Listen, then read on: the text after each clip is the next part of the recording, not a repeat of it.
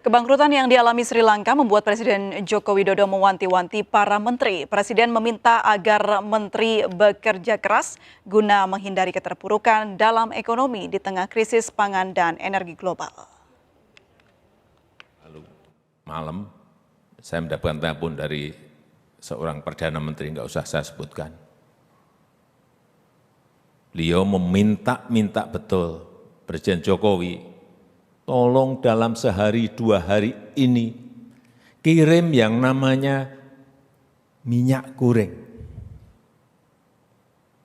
Stok kami betul-betul sudah habis dan kalau barang ini tidak datang akan terjadi krisis sosial, ekonomi yang berujung juga pada krisis politik.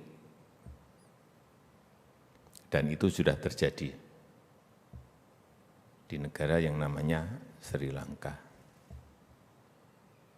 Bank Dunia, IMF menyampaikan bahwa akan ada kurang lebih 60 negara yang akan ambruk ekonominya. Yang 40 diperkirakan pasti.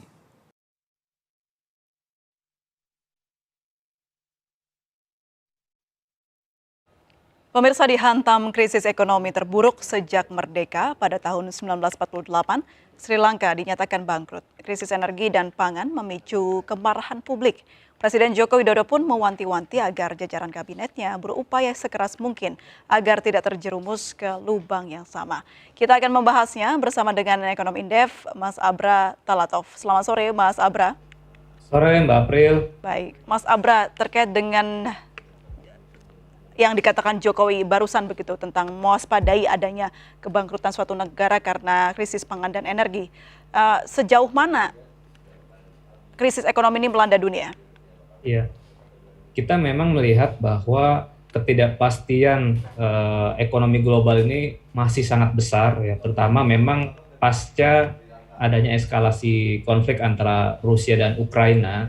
Ini semakin memperbesar resiko ekonomi global ya, di tengah pandemi COVID-19 yang sampai saat ini juga masih belum selesai.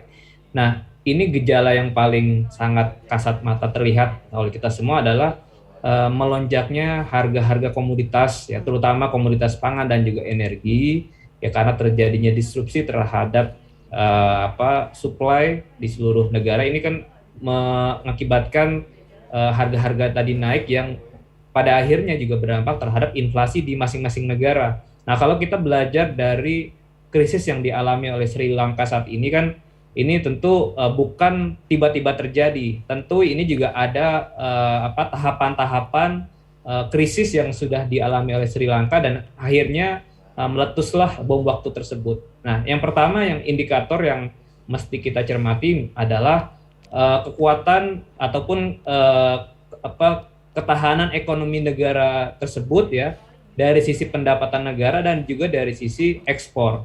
Nah, dari sisi pendapatan negara, kita tahu bahwa Sri Lanka ini awalnya sangat jor-joran ataupun loyal sekali kepada masyarakat untuk memberikan bantuan-bantuan subsidi, tetapi di sisi lain pendapatan negaranya itu tidak mendukung untuk pengeluaran. Jadi besar pasak daripada tiang. Nah, ini selalu terjadi dari tahun ke tahun, sehingga melenakan publik, melenakan pemerintah dengan kondisi tersebut karena sangat mengandalkan dari pinjaman ataupun utang, terutama utang luar negeri.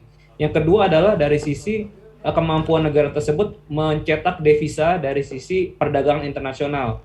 Karena lagi-lagi Sri Lanka ini juga sangat ketergantungan terhadap produk impor, jadi selalu mengalami defisit neraca perdagangan, dan dua hal itu akhirnya menjadi bom waktu ketika harga-harga komoditas melonjak, kebutuhan terhadap pangan dan energi sangat mengandalkan impor, sehingga Sri Lanka, ya, beberapa bulan lalu tidak memiliki cadangan devisa yang cukup untuk bisa membeli kebutuhan-kebutuhan impornya tadi, ya. Falas mereka sangat terbatas sehingga pangan dan juga energi tidak bisa dipasok ke masyarakat. Nah, itulah yang menyebabkan inflasi di Sri Lanka melonjak sampai 50% lebih. Ketika pasokan pangan, energi, bahkan obat-obatan itu terbatas, masyarakat tidak bisa mengakses barang-barang strategis tersebut, muncullah kemarahan yang tadinya dari dimensi krisis ekonomi kemudian transformasi ke krisis sosial dan krisis politik. Nah, ini harus menjadi pelajaran penting bagi Indonesia dan juga banyak negara-negara lain juga menghadapi situasi yang sama. Baik, Mas Abra, kalau kita boleh melihat bagaimana gejala dari suatu negara mengarah ke krisis ekonomi, apa sih gejala-gejalanya, Mas? Ya, gejalanya ketika pemerintah tidak bisa lagi melihat secara jernih bagaimana kapasitas terutama dari sisi fiskal APBN dalam menopang pembangunan, karena di situasi krisis itu kan salah satu sumber pembangunan yang sangat diandalkan oleh negara adalah dari APBN atau dari fiskal. Nah, tentu kondisi di setiap negara itu berbeda. Indonesia beruntung kita memiliki sumber daya alam yang berlimpah sehingga walaupun kita menghadapi pandemi dan juga situasi krisis global, tetapi kita justru menikmati yang disebut windfall tax. Jadi penerimaan pajak kita dan juga penerimaan negara bukan pajak justru mengalami boomingnya di tahun-tahun ini gitu. Artinya realisasi penerimaan negara sangat besar sekali di atas target di dalam APBN. Tetapi kemewahan ini tentu tidak boleh dianggap sebagai kita terbuai gitu, pemerintah terbuai dengan adanya situasi ini sehingga melupakan masih adanya risiko-risiko ketidakpastian di masa mendatang.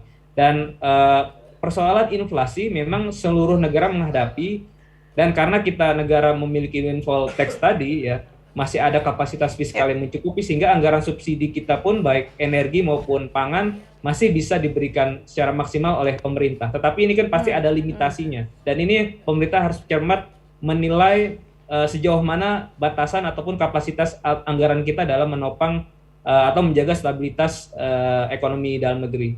Baik, Mas Abra, kalau kita kembali kepada penyebab atau dugaan dari krisis yang dialami oleh Sri Lanka, ini kan sejumlah megaproyek dengan pinjaman tenor jangka pendek sehingga banyak proyek menjadi mangkrak di sana. Ini juga diduga menjadi penyebabnya. Apa yang bisa kita pelajarin dari kejadian ini atau kasus yang melanda Sri Lanka?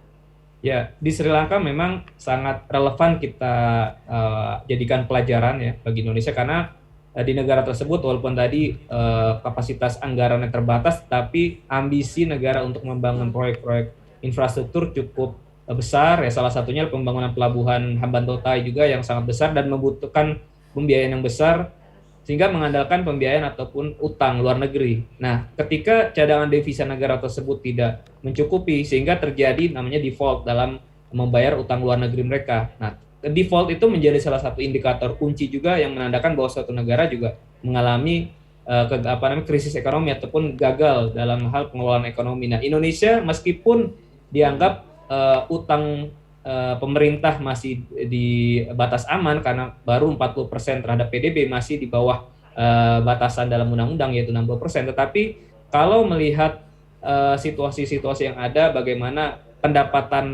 penerimaan perpajakan kita juga masih sulit, kemudian kebutuhan untuk pembiayaannya juga besar, saya pikir pemerintah juga harus mau atau rela untuk mengerem ambisi-ambisi pembangunan infrastruktur yang sebetulnya mungkin tidak urgent dalam 1-5 tahun mendatang. Dan terbukti beberapa proyek-proyek strategis pemerintah, misalnya kereta cepat, kemudian juga pembangunan jalan tol, itu kan juga akhirnya di luar rencana awal, terjadi cost overrun, terjadi biaya yang membengkak, yang akhirnya negara lagi yang harus menanggung tambahan dari pembengkakan biaya infrastruktur tadi. Baik, Mas Abra, memang kondisi kemarin kita dilanda pandemi ini berdampak sekali di banyak negara, tidak hanya Indonesia namun berbagai negara di luar sana.